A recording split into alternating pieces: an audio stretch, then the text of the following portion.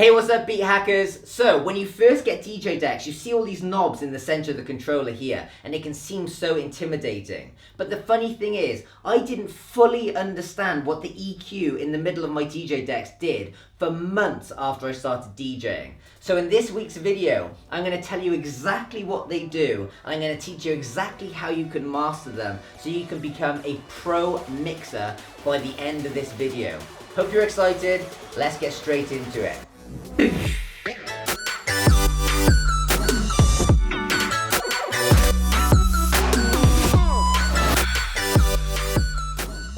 Hey guys, so I just wanted to start the video by saying if you are new to DJing or just interested in getting 10 times better at DJing, make sure you go and check out some free DJ training I have on my website at beginnerdjlessons.com, link below the video. And if you guys are interested in making it all the way to the top and you actually want to start producing your own dance music, even if you've got no experience and you don't play an instrument, I can also teach you how to do that. I'm currently doing some free live training over the next couple of weeks, so go and click the link below.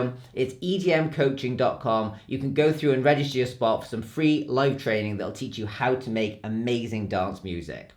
So let's get straight into the video. The first thing I want to show you guys is exactly what is going on with your EQ on your DJ decks. Okay, so what you may or may not realize is when you play a song, there's loads of different frequencies playing out. Low frequencies, mid frequencies, high frequencies, and I want to show you a visual representation of exactly what that looks like. So I jumped on this computer program here. It's called Ableton Live. It's a program that big DJs use to make dance tracks. But what I have access to here is like a spectrum analyzer. So you can see when I press play on a track, all these different frequencies moving around. So let's just have a quick look. As you can see, they're jumping all over the place. Now, I've put together this really cool graph just to explain to you where the different frequency bands are and what they all contain. So if I jump over here, you can see I've got what you guys will recognize on your DJ decks to be the high knob, the mid knob, and the low knob. Now, the low knob will control all the low frequencies. They were the ones that were bouncing around at the bottom. Now, these are just typically the lower frequencies, like the low frequencies, which would typically be things like the kick and the bass. Then we've got the mids here. Now, the mids will typically take up this kind of area of the spectrum and usually involve all the instruments and vocals of somebody of the track. So it'd be like singing, it'd be like piano, synths, guitars. Any of those instruments there will be taken up in the mid frequencies. If you cut the mid frequencies, you'll be lowering the vocals and the instruments. And then finally, you've got the highs. The highs take up this tiny little slither at the top. And they're typically the very, very high pitch frequencies, obviously. And those are hi-hats, white noise. So white noise is just like, sounds like that. And then claps. So it's basically all the percussion is taking up with the highs. So guys, if you want to master the EQ, all you have to memorize is that the low knob down here will control how loud the kick and the bass is. The mid will control how loud the instruments and the vocals are. And the highs will control how loud the claps, hi-hats and white noise and stuff like that is. Now, this isn't an exact science because all of these different instruments will bleed into each other, but this is all you really need to memorize when it comes to doing some basic transitions in a DJ set.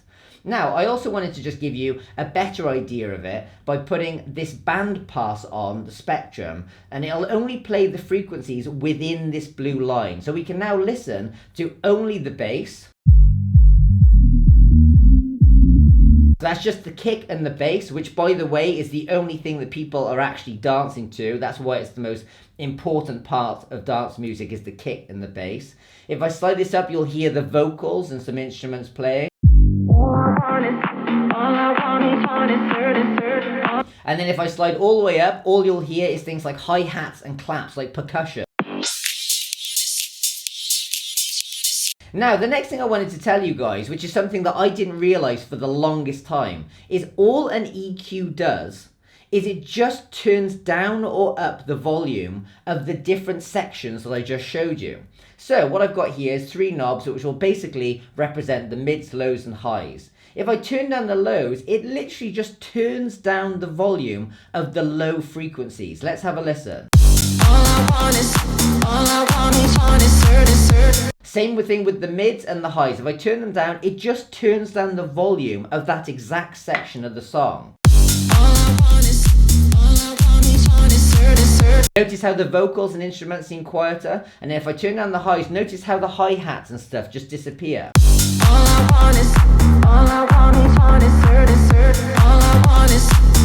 And the final tip I wanted to throw in there is this filter knob here. All it's really doing is cutting away all the frequencies from the bottom or the top, depending on which way you turn it. So if I was to turn this knob here, you'd see it just cuts away all the low frequencies. That's all that's happening when you twist the filter knob. Have a listen.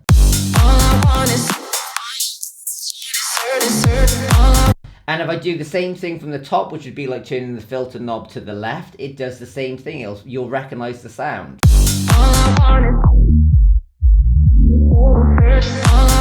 So now you've got a really awesome visual representation that you can have in your head when you go and do your DJ sets. So guys, the question is, how does this all apply to DJing? Well, as you know, with DJing, you often have two songs playing at the same time on top of each other. If you think one song has all those frequencies playing, if you play another song with similar frequencies bouncing all over the shop, they're just going to completely get in each other's way, and it's going to be horrible for the listener to listen to. Almost like if I was speaking to you now and there was another two of me speaking to you, you wouldn't know which one to listen to. And you don't want that to be the experience for the person who's listening to you DJ. So I thought I'd jump back on my DJ decks and give you some of my top tips when it comes to blending frequencies. Tip number one is you never really want to boost frequencies. And if you do, boost by just the smallest amount. You don't want to be like ramming frequencies all the way up. All you really want to be doing is using frequencies to cut. Now when I say cut, I just mean to bring the volume down on one track or the other. The next thing I wanted to talk to you about is this general idea of mixing one frequency into the next. Now I've got two tracks here, they're just running in a loop with each other. And one track here, and another track there. Now, what we've got is all the frequencies turned up. And all I'm going to do here is just basically blend one track into the other while they play on a loop. Now the main thing I'm going to do is the track that I'm going to bring in, I'm going to turn down all the frequencies on to start, okay? And what I'm going to do is I'm going to bring it up with just maybe some of the high frequencies in there. And as soon as I can hear those high frequencies coming in, I'm then going to take away the frequencies from over here. But bear in mind, remember what I said, guys, only when I begin to hear those frequencies. You see, like what a lot of beginner DJs like to do is they just kind of do this. As soon as they start bringing up the frequencies here, they start cutting here. But these frequencies are not loud enough to be heard before these frequencies get taken away. And that means that the track can sound a bit thin when you're doing a good little blend, right? So you want to make sure that the frequencies are actually loud enough, which is usually around the kind of 10 o'clock mark, before you even have to start cutting these frequencies. So they're my two top tips. So just watch me do this blend now. I'm going to bring up the volume. Only when I hear the highs, I'm going to mix it. Then I'm going to start to bring in a bit of the mids. And when I begin to hear those mids, I'm going to start to cut the mids here. And then I'll do the same with the lows. And hopefully if I take my time with this, the two should kind of blend from one into the next quite smoothly. Let's give it a go. All I want is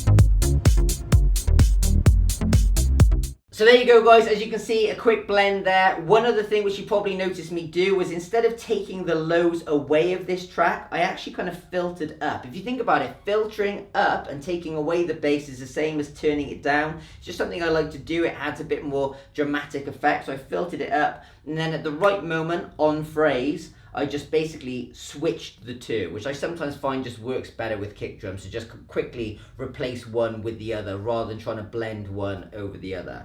So there we go. If you want to go and practice just getting a really good mix, get 2 tracks, get them on loop, and practice just blending back and forth between the two. Before you know it, you'll be an expert mixer and you're going to know the EQs like the back of your hand. So there you go, guys. Hopefully you enjoyed this video and you learned something new.